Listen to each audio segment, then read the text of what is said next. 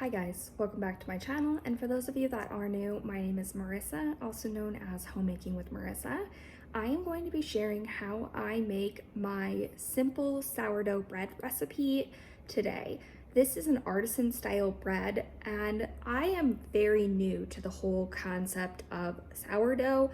I tried to make my own sourdough start at the beginning of all the lockdowns. It was a complete flop. I set the idea aside for several months and then recently decided I was going to give it another whirl. I was going to try to establish my own sourdough again. Most of the tips that I have found have come from Lisa on the farmhouse.boone. Is that what it's called? Farmhouse on Boone. She has a blog and a YouTube channel. I will go ahead and link all of her information in the description box below. She is my number one resource when it comes to figuring out anything sourdough. In today's video, I will take you through the process that I use to make my own artisan style bread. Making sourdough bread from scratch is not hard, but it is time consuming. It takes several days to make sure that you fully go through the process for the bread to turn out properly. This is how I am currently storing my sourdough start, and it's established enough at this point that I keep it in the refrigerator. I pull it out, I feed it once or twice a week, depending on how frequently I'm going to be needing the discard for recipes. So what I did was on the first day out of my refrigerator, I stuck it on the counter and I fed my sourdough. I use my discard primarily to make pancakes. Sometimes I'll make English muffins with it, or I will make a sourdough skillet. The skillet is also a recipe that is on Lisa's blog.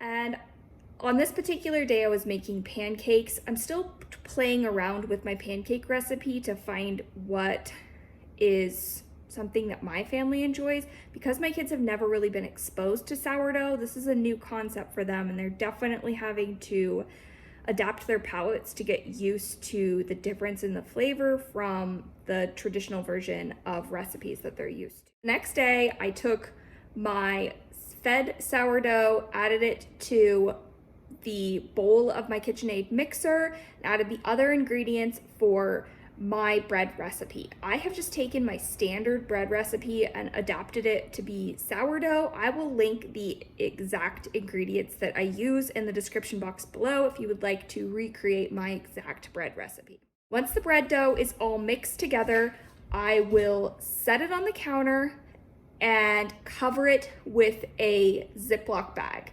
You can use wax paper. I didn't have it, so I just went ahead and stuck a large Ziploc bag on the top. If you don't do this and you just cover it with a tea towel, you will get a crust layer on the top of the bread as it's doing its initial rise.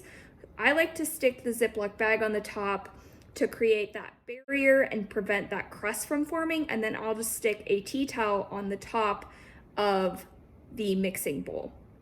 Typically, I just store this in my hall closet for 24 hours. It allows the grains from the new flour that you've added to your sourdough to ferment overnight, and it will also have its first rise. You'll see the next day that when you take the tea towel off, your dough has risen quite a bit. At this point, it is ready to be punched down and transferred into a basket. This is the basket that I use. It came in a 2-pack off of Amazon, and it also came with the tool to score your sourdough. I'm just going to transfer the dough into the basket and allow it to rise for the second time. This typically takes anywhere from 2 to 8 hours. Typically, I like to err on the side of caution, and I will allow mine to rise for the full 8 hours. At this point, you are ready to remove your sourdough from the basket. I place mine onto parchment paper and then we'll score it with this scoring tool.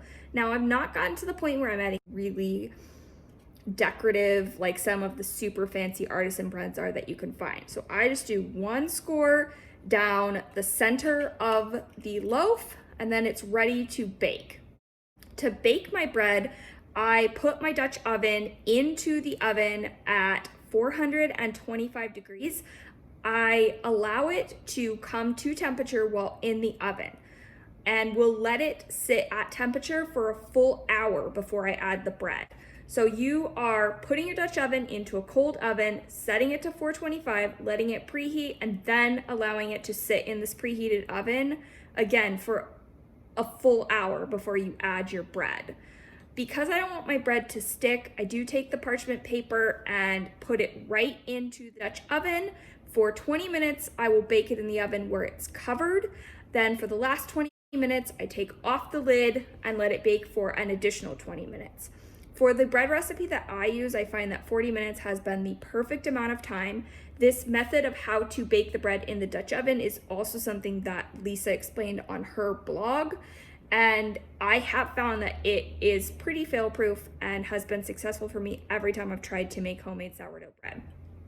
I will say that if you are not accustomed to the flavor of sourdough and you want to mild out the flavor a little bit, you can add baking soda. That will neutralize the flavor of the sourdough and make it less sour.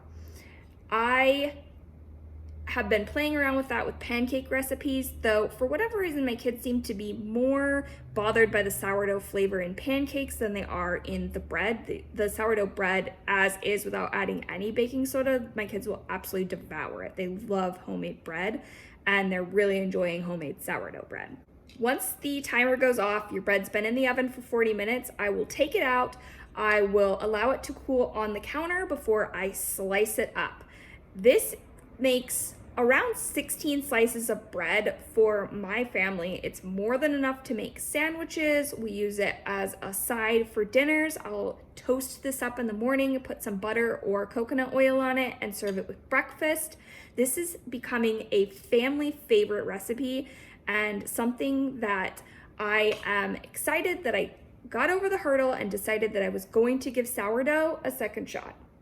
If you have any questions about the details of how I make this recipe or any requests of additional sourdough recipes, let me know in the comments down below. And if you're new to my channel and haven't done so already, you can subscribe by clicking on my face here.